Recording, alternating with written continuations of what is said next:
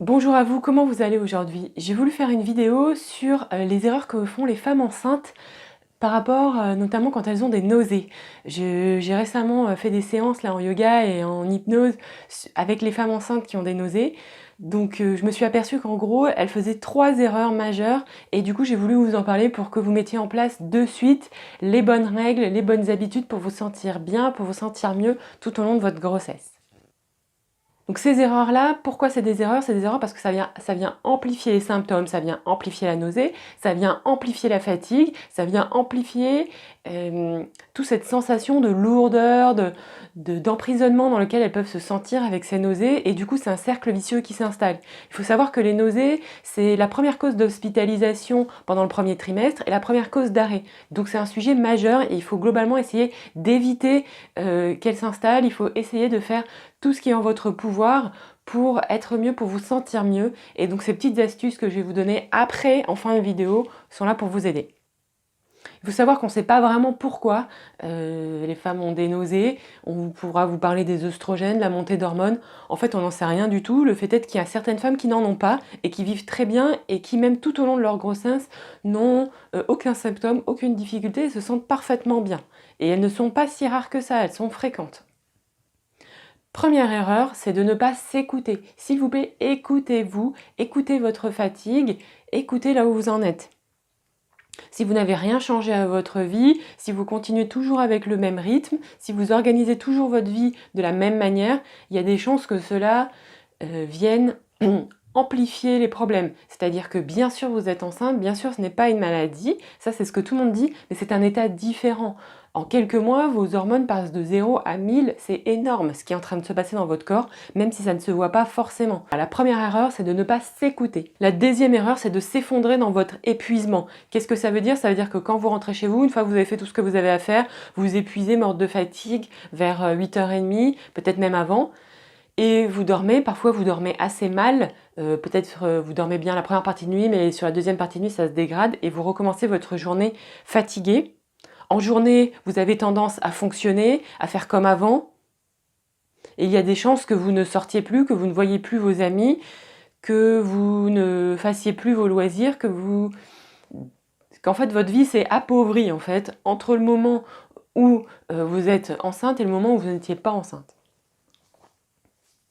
Troisième erreur, comme vous êtes dégoûté par ces nausées, comme vous êtes fatigué et comme vous ne vous écoutez pas, probablement que vous grignotez régulièrement parce que on a beau avoir des nausées, on a quand même faim. Donc après chacune a ses petites spécialités en grignotage. Soit ça va être des petits sneakers ou des petites barres chocolatées, ou alors ça va être des fruits. Alors je ne sais pas pourquoi des fruits, mais voilà.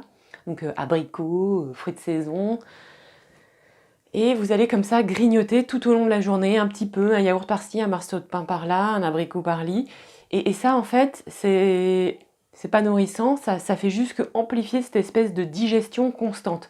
Donc manger des petites quantités, pourquoi pas, mais manger constamment, grignoter de ci, de là, ça vous met tout le temps dans cette espèce de balance entre faim et dégoût. Faire un peu plus de ce qui ne fonctionne pas ne va pas vous aider, ok ? Maintenant, je vais vous donner des précisions sur les conseils que je donne aux femmes que je rencontre et aux femmes que je suis en yoga et en hypnose. Premier conseil, c'est qu'est-ce que vous voulez vraiment? Dites-le vous à voix forte, mettez la vidéo sur pause. Qu'est-ce que vous voulez vraiment? Qu'est-ce que vous voulez ressentir à l'intérieur de vous par rapport à cette naissance? Dites-le vous en termes positifs. Focalisez-vous sur la direction. Vous savez, quand on fait de la voile, quand on fait du bateau, quand on fait de la planche à voile, on se fixe un cap et après, on navigue. On fait avec le vent, mais sachez qu'il n'y a aucun vent porteur si vous ne connaissez pas votre direction. Donc fixez-vous un objectif. Comment allez-vous faire pour aller mieux? Quel est votre objectif? Comment vous voulez vous sentir là maintenant? Comment vous voulez être? Posez-vous cette question. C'est vraiment important, vraiment. Et quel est le plus petit changement possible? Le plus petit. Si vous deviez voir un seul changement parmi tout ça, le plus petit, quel serait le plus petit changement possible? Je vous pose la question, répondez-moi, je vous écoute. Allez-y plus fort. Je vous entends pas bien là. Plus fort? C'est ça, c'est super. Deuxième règle, vous allez vous écouter. Donc vous arrêtez de forcer, vous arrêtez de ne porter je ne sais pas quoi, le rétroprojecteur entre différentes réunions, vous arrêtez de porter les classeurs de je ne sais pas quoi. Il y a une flopée de gens qui sont là aussi pour vous aider. Vous arrêtez d'être exigeante envers vous-même. Plus vous allez forcer, plus vous allez creuser dans votre réservoir de fatigue, dans votre réservoir d'énergie surtout, et plus vous allez être fatigué. Ça ne veut pas dire qu'il faut rien faire, ça ne veut pas dire qu'il faut faire la loque, c'est pas ça, mais en tout cas, ça veut dire qu'il faut essayer de trouver vos limites, le seuil. Vous savez, l'effet de seuil. Il y a un moment où, si vous dépassez ce seuil, vous allez vous épuiser. Mais ça ne veut pas dire qu'il faut être toujours en low batterie, en low énergie. Non, c'est pas ça du tout. C'est qu'il faut quand même rester actif. Il faut être actif pour les choses essentielles. Et les choses non essentielles, ça, vous le mettez de côté. Pourquoi c'est important? C'est important maintenant parce que vous êtes enceinte et ça va être important après quand vous aurez votre bébé. Quand vous allez avoir votre bébé, votre vie va changer. Je suis désolée, je vous le dis, vous ne le saviez peut-être pas, votre vie va vraiment changer. Donc si vous ne changez pas maintenant, si vous n'apprenez pas maintenant à vous écouter, après, ça sera à faire après. S'il vous plaît, n'attendez pas que le bébé soit né pour découvrir ça. Faites-le maintenant. Vous allez apprendre à vous accorder à votre rythme intérieur, à écouter votre rythme intérieur. Des fois, il y a des moments où on se sent fatigué, mais on sent que ce qu'il faut, c'est faire un petit quelque chose. En fait, il n'y a pas de règle générale, donc peut-être qu'à un moment donné, vous allez être posé chez vous, en train de comater sur votre canapé, et puis tout d'un coup, vous dites « Non, mais en fait, là, je suis pas en train de faire ce qu'il faut faire. Moi, ce que j'ai envie, au fond, c'est de bouger, c'est de faire un truc. Je sors, je fais un tour du pâté de maison, ou alors je vais dans mon patelin. » Je m'en fiche, vous faites ce que vous voulez, mais vous vous écoutez. Donc ce truc qui vient à l'intérieur de vous. Il y a des moments où vous êtes en train de faire quelque chose et là vous vous dites ben mince, non, en fait je suis en train de faire ce truc mais ça sert à rien. Vous vous arrêtez. Tiens, la vaisselle, c'est pas pour moi, tu t'en occupes, moi je me pose. C'est ça, s'écouter. C'est ça, être à son rythme intérieur. Se reconnecter avec, pas qu'avec votre tête d'un côté et le corps de l'autre, à être dissocié. Vous restez focalisez sur tout votre être, votre cerveau, votre corps. Ça doit fonctionner ensemble. Vous êtes une seule et même personne. Reconnectez-vous à ça. Suivant les personnes, c'est plus ou moins rapide. En yoga prénatal, on travaille beaucoup avec le corps, avec les ressentis, avec vos sensations. Donc si vous ne faites pas forcément de yoga déjà, ce que vous pouvez faire, c'est au moins vous mettre, vous réaccorder à vos sensations corporelles. Il y a certaines femmes qui ne ressentent pas du tout leur corps, donc forcément c'est moins évident, mais vous pouvez déjà prendre le temps de respirer, de ressentir ne serait-ce que comment vous vous sentez, le niveau d'énergie que vous avez.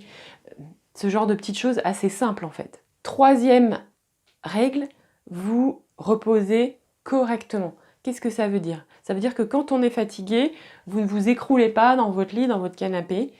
Donc ce que vous allez faire, vous allez mettre en place les bonnes pratiques pour avoir un repos réparateur. Un repos réparateur, ça veut dire que qu'est-ce qui en temps normal vous aide avant de vous endormir? Dans quelles circonstances déjà est-ce que vous vous endormez bien? Est-ce que vous vous endormez bien quand vous avez lu un livre avant?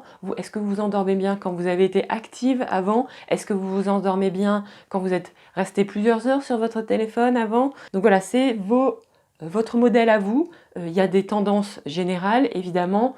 On dort mieux quand on a un peu marché, quand on a été un peu active. On dort mieux quand on a pris un temps de pause avant, donc en général, 1 heure ou 2 avant de dormir, eh ben, on essaye d'arrêter de regarder son téléphone, on passe plutôt sur un livre ou sur ce genre de choses, ou peut-être un peu de yoga prénatal. Autre règle générale, de faire un peu plus de ce que vous n'avez pas fait dans la journée. C'est-à-dire, si vous avez été très actif dans la journée, si vous avez beaucoup marché, et ben le soir, il faudra peut-être essayer de se détendre, de faire des respirations, d'avoir un moment calme et posé. Vous savez, comme avec les enfants, on dit un temps calme.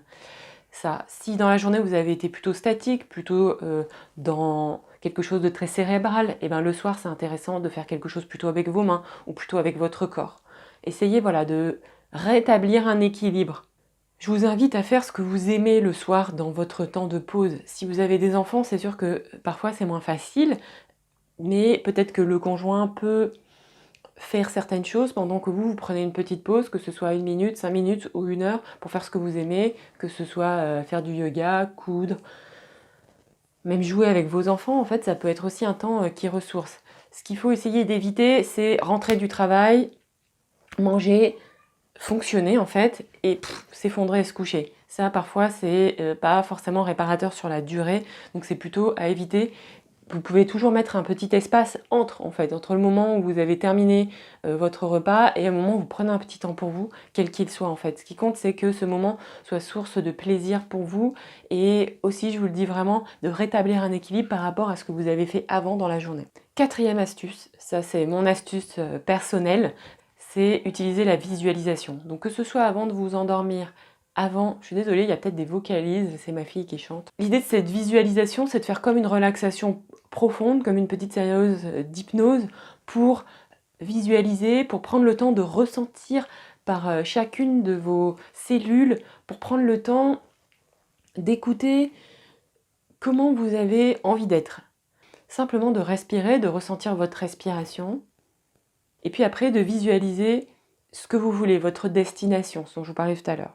J'apprends cet outil aux futures mamans pour aller mieux, pour préparer la naissance et préparer l'accouchement. C'est très important au moment de l'accouchement aussi, donc c'est pour ça que je vous invite à mettre les bonnes habitudes dès aujourd'hui. Par exemple, il y a cette histoire de la baguette magique, je ne sais pas si vous la connaissez. Donc quand vous êtes dans votre lit, en train de respirer, de vous détendre, et bien là vous prenez votre baguette magique imaginaire, pas besoin d'en avoir une vraie, et vous vous dites, ok, avec ma baguette magique, qu'est-ce que j'ai envie? Ah bah j'ai envie de me sentir comme ça, comme ci, comme ça. Ok? Et vous prenez le temps d'imaginer, ça c'est super important, c'est la clé du truc. C'est pas de rester dans l'envie, c'est de l'imaginer comment ça fait quand vous êtes là où vous voulez aller. Un peu comme si vous étiez avec votre vous du futur qui a atteint l'objectif qui s'était fixé, qui a atteint l'état d'être dans lequel il a envie d'être. De toute façon, si vous vous sentez pas bien, c'est que forcément vous avez cet état d'être quelque part à l'intérieur de vous, cet état d'être positif. Vous voyez, on voit les choses en négatif parce que on sait que le positif existe. Par exemple, on sait reconnaître le noir parce qu'on voit le blanc, en fait. Donc, cette meilleure cet état d'être parfait dans lequel vous vous sentez bien, vous l'avez en vous l'avez ressenti en vous, vous savez ce que c'est la plénitude et le bonheur.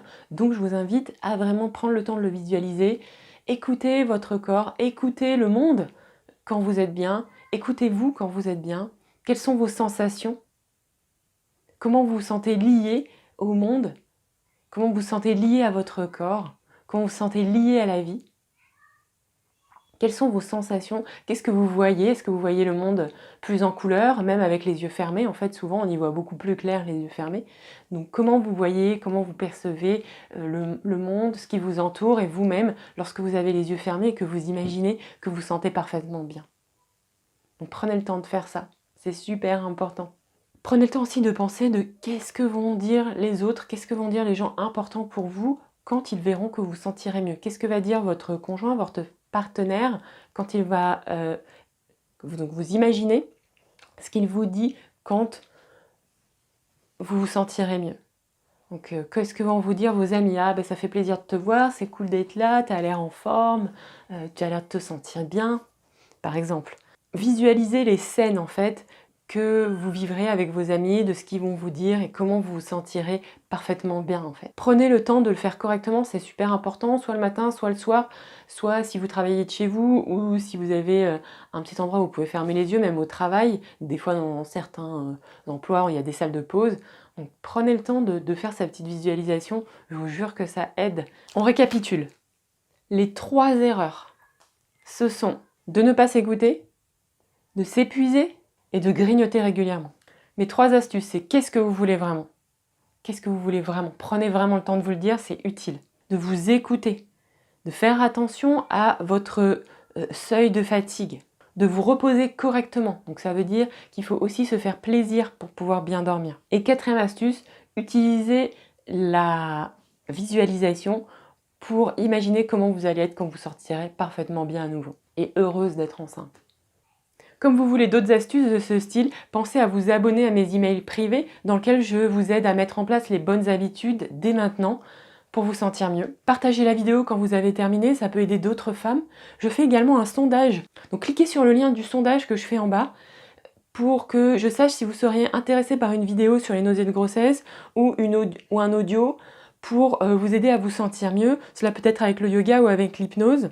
Et pour être aussi informé en avant-première du produit que je sortirai et pour avoir les codes de réduction quand il sera prêt en fonction de vos besoins. et pensez à vous abonner à la chaîne. Je vous remercie et je vous dis à très bientôt. Au revoir.